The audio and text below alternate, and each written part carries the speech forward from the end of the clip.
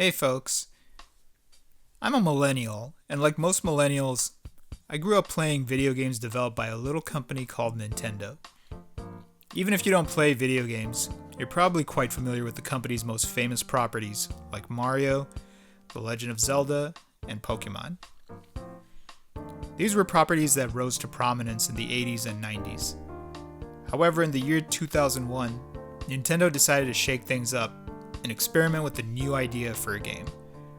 Released for the Nintendo GameCube, it was a little title that would come to be known as Animal Crossing. But let's start from the beginning. The game was developed under Nintendo's Entertainment and Analysis Division, aka EAD, a massive group of developers that have worked on some of Nintendo's biggest series, such as the aforementioned Super Mario Bros., The Legend of Zelda, and Star Fox.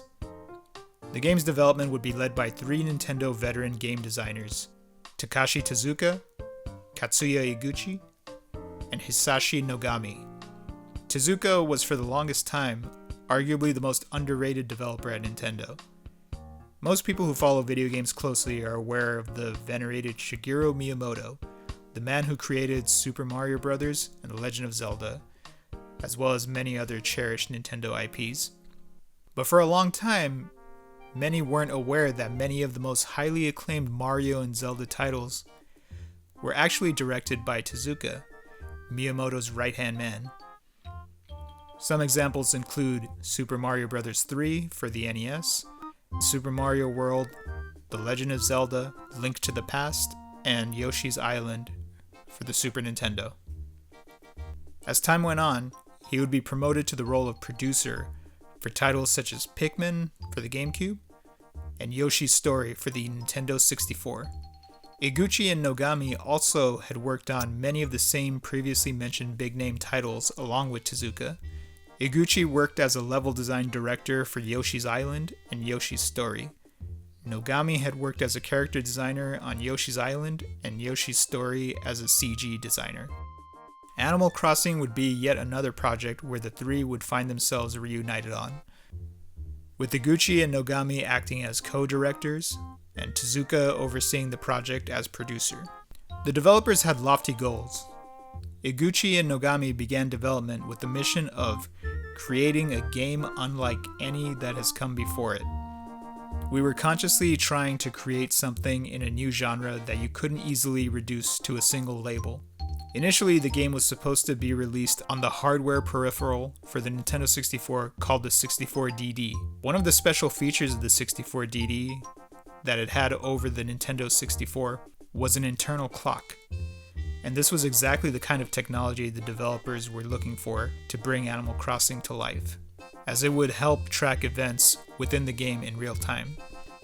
The game started off as an RPG, with most of the action taking place in dungeons. However, this idea had to be scrapped due to the 64DD being a colossal failure, selling only a mere 15,000 units. For context, the Nintendo 64 sold around 32 million units, and that was considered in some ways to be a failure. Afterwards, it was decided that the game would become significantly less ambitious, release on the regular Nintendo 64, as well as shifting genres entirely, to become a life simulation game instead.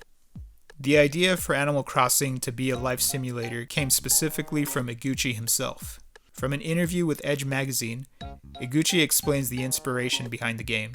Animal Crossing features three themes: family, friendship, and community. But the reason I wanted to investigate them was a result of being so lonely when I arrived in Kyoto. Chiba is east of Tokyo, and quite a distance from Kyoto. And when I moved there, I left my family and friends behind. In doing so, I realized that being close to them, being able to spend time with them, talk to them, play with them, was such a great and important thing. I wondered for a long time if there would be a way to recreate that feeling, and that was the impetus behind the original Animal Crossing. The game would release in Japan, and only Japan, on April 14th, 2001, not under the moniker of Animal Crossing, but rather under Dobutsu no Mori, which roughly translates to Animal Forest. The game would sell well enough to satisfy Nintendo at a little over 300,000 units according to IGN. This gave Nintendo the confidence to give the game another shot and possibly even greater success by porting it over to their soon-to-be-released newest console, the GameCube. As mentioned earlier, Nintendo had to make sacrifices developing the game for the N64, but with the more powerful and technically more capable GameCube, the developers could make this version of Animal Crossing much closer to their original vision. In addition to having the much desired internal system clock, Nintendo added more content as well, including characters, items, and locations. After about 8 months of tweaking, the game was released on the GameCube on December 4th, 2001 in Japan. For those of you curious, and just for fun, here's what Animal Crossing for the Nintendo 64 looks like. And now here's what Animal Crossing for the GameCube, a system that's at least 10 times more powerful than the Nintendo 64, looks like. Look, I've been a Nintendo fan since I was 5 years old, but good gravy, sometimes you just gotta say, come on, Nintendo. Come on. Oh well, better they did this with Animal Crossing than with something like Smash Brothers. Anyway, so like I was saying, the game was released and started off strong in its first week, selling over 92,000 units, and selling over 267,000 units overall. Seeing its success, Nintendo started working on localizing it for Western markets. But this would be no easy task. The project to translate Animal Crossing for the North American market would be a massive undertaking. Nintendo localization veterans Nate Bildorf and Rich Amtower had to translate not only thousands of lines of text, but in addition, they had to create new holidays and events that Westerners could relate to better. They also created new items and characters as well. The entire process took 6 months and was Nintendo of America's largest localization project ever up until that point. But while it took a lot of effort, it wound up paying dividends. The North American release turned out to be a major success, both critically and commercially. The game would go on to sell 1.3 million units in North America. And globally, Animal Crossing would wind up selling over 2 million units during the GameCube's life cycle. As I was doing research for this video, I was somewhat genuinely surprised about its success. I mean, I knew it did well, but it did far better than I recall it doing. That's 1/10 of the sales of the GameCube. That's not bad at all. For comparison, The Legend of Zelda Wind Waker sold almost 4.5 million units throughout the GameCube's lifespan. Yes, you could say that it's still quite a bit behind Zelda, but the fact that a brand new original title in a genre Nintendo had never attempted before would come anywhere near one of Nintendo's established tentpole franchises was no small feat. It also wound up comfortably beating its fellow new franchise, Pikmin, by about 600,000 units as well. The game actually wound up being the 9th best-selling Nintendo-published title on the GameCube. By all rights, it was pretty safe to say Nintendo was quite pleased with its success. But while Nintendo's newest IP started off strong, nobody would have anticipated just how much more potential the series would have. Future Animal Crossing games would make the GameCube version look like small potatoes in comparison. With the success of Animal Crossing, unsurprisingly, Nintendo would shortly get to work on the next game in the series. Flash forward to E3 2004, where Nintendo would announce that the next Animal Crossing would appear on its newest hardware, the innovative handheld, which would come to be known as the Nintendo DS. As such, the game was appropriately given the tentative title, Animal Crossing DS. Iguchi, Nogami, and Tezuka would unsurprisingly return to lead the game's development once again, with Nogami being the lead director this time, and Iguchi taking a step back to handle things as producer, and Tezuka also taking a step back, taking on the role of general producer. After its unveiling at E3 2004, the game would finally release a year and a half later, in November and December of 2005, in Japan and the United States, respectively. It was in the first week of release in Japan that Animal Crossing would demonstrate to the world just how much of a juggernaut it would actually become. In the first week of release, Media Crate reported that the game sold an impressive 325,000 units. Just to put this in perspective, Wild World sold more in 1 week than either Animal Crossing for the N64 or the GameCube sold in their entire lifespan in Japan. And that was just the start. The game would be so successful that it became the best-selling game in Japan for the fiscal year 2005, selling over 2.3 million units, easily beating out the heavy hitter Gran Turismo 4. An incredible feat, but even more impressive, Animal Crossing managed to beat out even the mighty and wildly anticipated Final Fantasy XII, which sold 2.05 million units, an utterly astonishing accomplishment considering the Final Fantasy series was at the time one of the best-selling series in Japan, with only a tiny select few game series surpassing it. By May of 2006, the game would cross the 3 million mark in that region. Nintendo was so pleased with its success, they greenlit an Animal Crossing anime film, which would release in December later that year. The game would go on to sell steadily over the years. According to Famitsu, by July of 2008, it would reach 4.7 million units and was the 29th best-selling game of that year.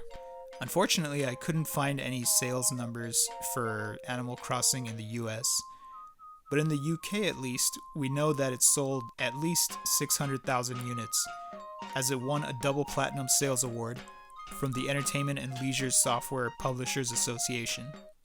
Also, fortunately, we do also have global sales for Wild World. The game would eventually top off at worldwide sales of 11.75 million units, almost 6 times that of its big brother on the GameCube. Just incredible performance. Fun fact, as mentioned earlier, Animal Crossing for the GameCube was the 9th best-selling Nintendo title on the system. And in a fun little coincidence, Animal Crossing Wild World was similarly the 9th best-selling Nintendo title on the DS. Funny how that works out. Impressive numbers to be sure. But the obvious question does come up.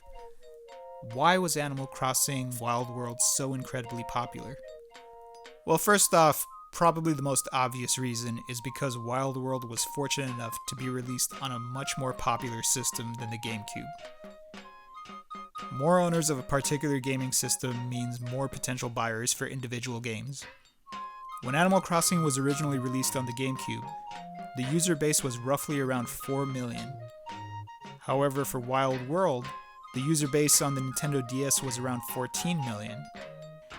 The GameCube would go on to have cumulative sales of around 22 million units, as mentioned earlier, whereas the DS would go on to have over a staggering 154 million units throughout its life. The second critical reason towards Wild World's success, and probably even more impactful than the increased user base, is that the game lent itself very well to portability. While many people find Animal Crossing to be enjoyable, it's not the kind of game that can be played in multiple hour-long sessions. Playing on the go at your leisure in small bursts is a very convenient thing. Players can gain food recipes and check on their plants real quick before going to bed. It was perfect for a handheld device. And finally, the last factor that really helped the game explode in popularity was that it was one of the very first Nintendo DS titles to use Nintendo's Wi-Fi service. In fact, it was actually the second game to utilize this feature, only behind Mario Kart DS. With the GameCube version, you could only play multiplayer on the couch next to a family member or a friend, which, while nice, was still quite limiting. However, thanks to Nintendo's new online functionality, players connect to people all over the world, making for a much more fun and engaging experience. And it's this very same system that had been the basis of every Animal Crossing title going forward. And it's due to all these factors that turned Wild World into the monster that it was, only being the second game in the series. But as impressive as Wild World was, there would be sequels that would not only manage to sell even better than it, but in some cases, and as crazy as it might sound, would make the sales of Wild World look as minuscule as Wild World made the original Animal Crossing. So tune in for the next installment, where we'll go over an Animal Crossing that was just exactly that. Hey guys, thanks for making it to the end of this video.